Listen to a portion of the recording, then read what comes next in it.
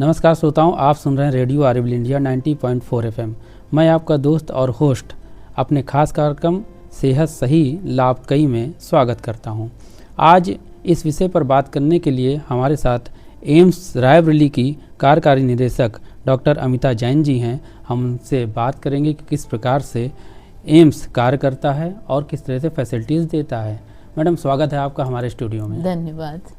Madam, AIIMS जो है बहुत बड़ा संस्थान है, रायबरेली के लिए तो काफ़ी अच्छा है, ये साबित हुआ है पब्लिक के लिए। तो ये यहाँ पे किस तरह की फैसिलिटीज़ हैं, किस तरह की जो है व्यवस्थाएं हैं, इस पर हम आज आपसे चर्चा करेंगे। तो सबसे पहले तो हम बात कर लेते हैं कि एम्स में क्या सारे डिपार्टमेंट हैं?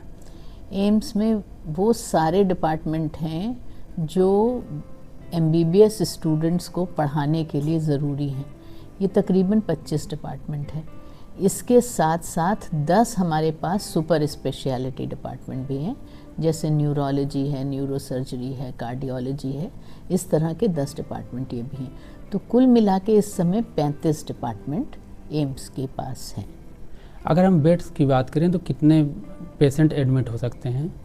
इस समय हमारे पास 610 बेड की सुविधा उपलब्ध है और भविष्य में हो सकता है कि बेड हम लोग साल 2 साल में कुछ बढ़ा पाएँ, पर करेंटली 610 बेड्स की सुविधा उपलब्ध है। अच्छा, मौसम जब बदलता है तो देखा जाता है बीमारियां भी बढ़ती हैं, जैसे इस समय ठंड चल रही है। तो सर्दियों के मौसम में जो है क्या अलग कुछ व्यवस्थाएं या जो है कुछ गाइडलाइन आपकी तरफ से डॉक्टर्स को या एम्प्लॉय को जारी की जाती है?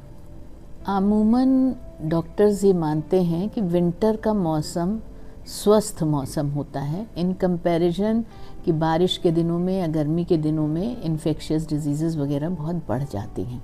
हालांकि जाड़े में कुछ बीमारियां जिनका खतरा बढ़ता है वो हैं, जैसे हार्ट डिजीज़ हैं, वृद्ध लोगों में दिल के रोगों का खतरा बढ़ता है, स्ट्रोक्स का खतरा बढ़ता है। इसके साथ साथ कभी कभी जब मौसम बदलता है उस समय सर्दी, जुकाम, इस तरह के कुछ वायरल इन्फेक्शंस हैं जो बढ़ते हैं, लेकिन वो बहुत मामूली होते हैं और उसके लिए हमेशा इंसान को अस्पताल आने की ज़रूरत नहीं महसूस होती है।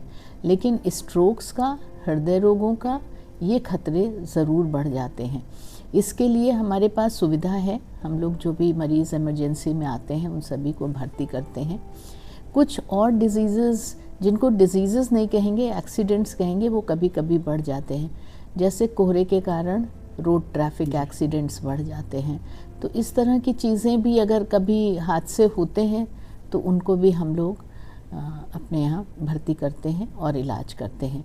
बेड्स बढ़ाए नहीं जा सकते हैं हर समय, तो बेड्स की संख्या वही रहती है, लेकिन हम लोग इस बात के लिए अवेयर हैं कि कुछ मरीज़ों की संख्या कुछ खास चीज़ों में बढ़ सकती है, तो इसके लिए हम लोग पर्याप्त साधन रखते हैं। यहाँ इमरजेंसी पेशेंट्स भी लिए जाते हैं, तो इमरजेंसी में किस तरह से सुविधाएं दी जाती हैं? इमरजेंसी में जो भी मरीज़ आते हैं उनको लेके हम लोग अंदर लेते हैं। मरीज़ को तुरंत एग्ज़ामिन किया जाता है और फिर देखा जाता है कि वो कितना सीरियस है। सीरियसनेस के हिसाब से इसको हम लोग ट्राइज कहते हैं कि पहले हम देख के मरीज़ को तय करते हैं कि उसकी सीरियसनेस क्या है। उसके हिसाब से उसको रेड, येलो या ग्रीन जोन में भर्ती करते हैं। तो जो मरीज़ बहुत ज़्यादा सीरियस हैं उनको वो रेड जोन में जाते हैं, और जिनको मामूली कोई चोट लगी है या मामूली कुछ चीज़ें हैं वो ग्रीन जोन में जाते हैं। कुछ मरीज़ होते हैं जिनको भर्ती होने की ज़रूरत नहीं है, तुरंत उपचार दे के डिस्चार्ज भी किया जाता है। इसके अलावा कुछ मरीज़ ऐसे होते हैं जिनको उसी समय समझ में आता है कि ये न्यूरोलॉजी का मरीज़ है, तो उनको न्यूरोलॉजी वगैरह में स्थानांतरित करने की, मतलब स्पेसिफिक डिपार्टमेंट में स्थानांतरित करने की भी सुविधा होती है। इमरजेंसी में बेड्स लिमिटेड होते हैं, कम बेड्स होते हैं इमरजेंसी में, और हमारे पास करीब 20 + 10 30 बेड्स की सुविधा उपलब्ध है। तो 30 बेड्स कभी कभी पूरे नहीं पड़ते हैं, क्योंकि जो मरीज़ वहाँ भर्ती है, जो मान लीजिए रेड जोन में भर्ती है, उसको ख़ास तरह के उपचार की ज़रूरत है, इसलिए वहाँ है। जब तक वो वहाँ से शिफ्ट नहीं होगा, हमारे पास बेड खाली नहीं होगा, वो मरीज़ इतना सीरियस है कि उसको हम हर जगह भेज नहीं सकते हैं। तो इस करके कभी कभी बेड्स की समस्या इमरजेंसी में आती है। तो उस समय हम लोग ये कोशिश करते हैं कि हम उनको रिस्पेक्टिव डिपार्टमेंट्स में शिफ्ट कर पाएँ। अगर डिपार्टमेंट्स में वो सुविधा उपलब्ध है, या येलो जोन में मैनेज करें, कुछ करने की कोशिश ज़रूर करते हैं, पर कभी कभी ऐसा होता है कि बेड्स की कमी महसूस होती है। अगर हम बात करें डिपार्टमेंट्स की, तो सबसे ज़्यादा भीड़ किस डिपार्टमेंट, पेशेंट्स किस में होते हैं? जैसे न्यूरो में इस समय काफ़ी दिक्कतें हो रही हैं न्यूरो के लोगों को, या फिर कार्डियो की? न्यूरो और कार्डियो में हमारा अच्छा ओपीडी चलता है, ये मैं मानती हूँ, लेकिन ज़्यादा मरीज़ फिर भी जैसे जनरल मेडिसिन है, जनरल मेडिसिन, तो हर मरीज़ जनरल मेडिसिन में जाएगा। बच्चे बीमार इस समय होते ज़्यादा हैं जुकाम उखाम करके, तो वो पीडियाट्रिक्स में जाते हैं, वो बिज़ी रहता है। ऑब्स गाइनी हमेशा बिज़ी रहता है। इसके अलावा ऑर्थोपेडिक्स हमारा बहुत बिज़ी जाता है। तो ये 4-5 डिपार्टमेंट, और ये एम्स का ही ट्रेंड नहीं है, ये हर टर्शरी केयर हॉस्पिटल का ट्रेंड है कि ये इनको हम लोग ब्रॉड स्पेशलिटी कहते हैं। तो जो भी मरीज़ को कुछ समस्या होगी तो वो ब्रॉड स्पेशलिटी में जाता है, फिर यहाँ से फ़िल्टर होके वो सुपर स्पेशलिटी में जाता है। मगर मेडिसिन वाले ये देखते हैं कि भाई ये केस को कार्डियोलॉजी में जाना चाहिए, तो वो कार्डियोलॉजी में जाता है। कुछ मरीज़ों को पहले से पता होता है कि उनको हृदय की ही समस्या है। मरीज़ को कैसे पता उसको हृदय की समस्या है? वो तो सिम्टम्स लेके आएगा ना। पर कभी कभी मरीज़ को पहले से पता होता है, उसने कहीं दिखा रखा होता है या कुछ है, तो वो कार्डियोलॉजी में या न्यूरोलॉजी में स्वतः भी जा सकते हैं। अगर हम जांच की बात करें तो किस प्रकार की जो है जांचें होती हैं? एम्स रायबरेली की में जांच की बहुत अच्छी सुविधाएं उपलब्ध हैं, तो करीब करीब हर प्रकार की जांच यहाँ संभव है, चाहे वो पैथोलॉजी की हो, माइक्रोबायोलॉजी, बायोकेमिस्ट्री, रेडियोलॉजी, हर प्रकार की जांच की सुविधा यहाँ उपलब्ध है। अभी आर्थो की बात करें, अभी एम्स रायबरेली में रोबोट के माध्यम से आर्थो का कुछ ट्रीटमेंट हुआ है, उसके बारे में कुछ जानकारी दीजिए। रोबोटिक सर्जरी एक बहुत अच्छी तकनीक है, और हम लोग प्रयास कर रहे हैं कि एम्स में हम लोग रोबोटिक सर्जरी इस्टेब्लिश कर सकें, जिसके लिए मिनिस्ट्री भी हमें सपोर्ट करने के लिए कह रही है। तो 1 से 2 साल के अंदर ये हमारा सेंटर शुरू हो जाना चाहिए। घुटने का प्रत्यारोपण रोबोट के माध्यम से यहाँ किया गया। एक वर्कशॉप कार्यशाला आयोजित की गई, जिसमें 2 मरीज़ों पे काम हुआ, और दोनों मरीज़ों के बहुत अच्छे नतीजे सामने आए। रोबोटिक का डेफिनेट फ़ायदा होता है, हम उसको बिना रोबोटिक के भी कर सकते हैं, रोबोटिक से भी कर सकते हैं। रोबोटिक से करने से ये फ़ायदा होता है कि एक तो चीरा बहुत छोटा लगता है, तो अगर हम बड़ा इंसिजन लगाएं या छोटा इंसिजन लगाएं, उससे बहुत फ़र्क आता है। प्रिसिजन बहुत होता है कि रोबोट को आप बता सकते हैं कि उसको गाइड कर सकते हैं कि बस यहाँ तक जाओ, इतना कट करना है, यहाँ पे जोड़ना है, तो वो बहुत ही प्रिसाइज सर्जरी होती है। ब्लड लॉस बहुत कम होता है, तो ट्रांसफ्यूजन कम देने पड़ते हैं।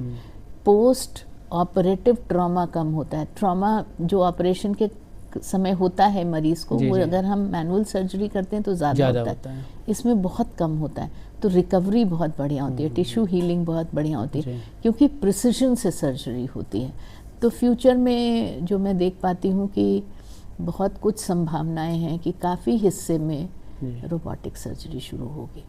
अभी नया जो है कोई नए डिपार्टमेंट्स बन रहे हैं क्या? नए डिपार्टमेंट्स एज सच अभी कोई भी जो एग्जिस्ट हो रहे हैं, हम लोग कोशिश कर रहे हैं कि उसी में हम लोग फैकल्टी को बढ़ाएं और उसमें सेवाएं बढ़ाएं, उनको सुदृढ़ करें। एक बार वो अच्छे तरह से चलें, तब नए डिपार्टमेंट्स की बात होगी। अभी नए क्योंकि डिपार्टमेंट्स काफ़ी हैं, डिपार्टमेंट्स कम नहीं हैं। मेडिकल कॉलेज की बात करें तो यहाँ के स्टूडेंट क्या हेल्प करते हैं काफ़ी? इनको किस तरह से आप जो है पेशेंट के लिए यूज़ करते हैं? हमारे पास 3 लेवल के स्टूडेंट्स हैं। MBBS स्टूडेंट्स हैं, PG स्टूडेंट्स हैं, और सुपर स्पेशलिटी स्टूडेंट। इसके साथ साथ हमारे पास नर्सिंग स्टूडेंट्स और पैरामेडिकल स्टूडेंट्स भी। तो जो अंडर ग्रेजुएट स्टूडेंट्स होते हैं वो डायरेक्टली पेशेंट केयर में इन्वॉल्व नहीं होते हैं, क्योंकि उनके पास अभी तो लाइसेंस नहीं है ना प्रैक्टिस करने की। तो वो जो स्टूडेंट्स हैं वो बेसिकली उनकी ड्यूटी लगती है वार्ड में। पर्पज़ होता है कि वो सीखें। अभी उनकी टीचिंग चल रही है, ट्रेनिंग चल रही है। सारे स्टूडेंट्स फर्स्ट ईयर के बाद सारे स्टूडेंट्स, अब तो बल्कि फ़र्स्ट ईयर से भी उनको एक एक्सपोजर देते हैं, लेकिन फ़र्स्ट ईयर के बाद सबकी रेगुलर ड्यूटी लगती है। सारे स्टूडेंट्स की टाइम से हर वार्ड में उनकी रोटेशनल पोस्टिंग लगती है। पर्पज़ है कि वो सीखें। अभी उनसे हम मरीज़ की केयर में डायरेक्टली उनको इन्वॉल्व नहीं करते हैं। लेकिन पोस्ट ग्रेजुएट स्टूडेंट सारे MBBS के बाद आते हैं, उनके पास लाइसेंस टू प्रैक्टिस होता है, वो प्रिलिमिनरी ट्रेनिंग करके आए हुए हैं सब। तो वो वाले स्टूडेंट्स जो होते हैं वो पेशेंट केयर में डायरेक्टली इन्वॉल्व होते हैं कि जो जैसे जब हमारा OPD चल रहा है तो प्रिलिमिनरी काम सारा ये PG स्टूडेंट्स कर लेते हैं, उसके बाद कंसल्टेंट का रोल आता है। तो वो पहले मरीज़ को, यही उनका ट्रेनिंग भी है, यही वो सीख रहे हैं, तो वो कंसल्टेंट के साथ साथ काम करते हैं। तो उससे कंसल्टेंट को या सिस्टम को ये एडवांटेज है कि हमें वर्किंग हैंड मिल जाते हैं, और उनको ये एडवांटेज है कि वो कंसल्टेंट के साथ रह के सीखते हैं। ये ट्रूली गुरुकुल प्रणाली है कि जब आप कर रहे हैं तभी आप सीख रहे हैं, आप शिक्षक के साथ साथ लगे हैं। तो वो ट्रेनिंग बहुत ही साउंड ट्रेनिंग की ज़रूरत होती है, वो बच्चे सीख रहे होते हैं और साथ में मरीज़ की केयर भी कर रहे होते हैं। यहाँ पे जो पब्लिक है, रायबली की जो जनता है, उससे कैसा तालमेल रहा? अभी मेरा यहाँ पे अनुभव 3-3.5 महीने के करीब का है। कोई परेशानी ऐसे मुझे समझ में नहीं आई। 1-2 समस्याएं जो हर सरकारी अस्पताल में आप लोग भी जानते हैं, हम लोग भी देखते हैं कि जितनी सुविधाएं हैं कई बार लोड उससे ज़्यादा बढ़ जाता है, तो मरीज़ को अब वो अपनी अपेक्षाएं लेकर आता है, लेकिन हमारी भी कुछ अपेक्षाएं हैं। और आपके माध्यम से मैं सारे समाज से ये रिक्वेस्ट करना चाहूँगी कि अगर कभी आपको ऐसा लगता है कि हम आपकी अपेक्षाओं पे डिले हो रहा है या हम नहीं हैं, तो थोड़ा सा वेट कर लें, हमारे थोड़ा सौहार्दपूर्वक माहौल रखें। डॉक्टर्स या नर्सेज या जो भी स्टाफ है, इंक्लूडिंग हमारे गार्ड्स एंड ऑल, ये बहुत प्रेशर में काम करते हैं, क्योंकि आप सोच के देखिए, आपके पास एक मरीज़ है, उनके पास 50 मरीज़ लेटे हुए हैं, तो उनका प्रेशर का लेवल बहुत ज़्यादा होता है। तो आपको भी उनको हेल्प करना चाहिए कि वो उस प्रेशर को झेलने में आप उनकी मदद करिए। अगर आप भी ऊपर से एक्स्ट्रा प्रेशर बनाते हैं या कोई वॉयलेंट बिहेवियर शो करते हैं, एग्रेशन किसी किस्म का शो करते हैं, तो उनकी मानसिक स्थिति पे भी फ़र्क पड़ता है। तो उनकी मानसिक स्थिति अगर ज़रा भी डामाडोल भी होती है तो पेशेंट का आउटकम फ़र्क हो जाएगा। तो सभी से मेरा ये अनुरोध है कि आप अस्पताल को भी समझें। आप वहाँ आए हैं और यकीन जानिए कि हम बेस्ट कर रहे हैं आपको सेवाएं देने के लिए। अगर आप फिर भी किसी वजह से असंतुष्ट हैं तो प्लीज़ वहाँ पर सब जगह एक शिकायत बॉक्स है, आप डालिए और एडमिनिस्ट्रेशन उसका संज्ञान लेता है कि अगर कोई भी असंतुष्ट हुआ है और किस वजह से हुआ है उसका ध्यान लिया जाता है। लेकिन वहाँ पे एग्रेशन शो करना, वहाँ पे लड़ाई झगड़ा करना, गार्ड्स के साथ बदसलूकी करना, ये समस्या का समाधान नहीं है। हम लोग मानते हैं कि कभी कभी हो सकता है हम आपकी अपेक्षाओं पे खरे ना उतरें, लेकिन उस समय आपसे सहयोग की अपेक्षा हम भी करते हैं। धन्यवाद मैडम, आपका हमारे स्टूडियो में आने के लिए और हमारे श्रोताओं से बात करने के लिए। और आपका जो संदेश है ये रायबली की जनता तक जरूर पहुँचेगा। हम फिर मिलेंगे खास कार्यक्रम के साथ, तब तक के लिए नमस्कार। नमस्कार।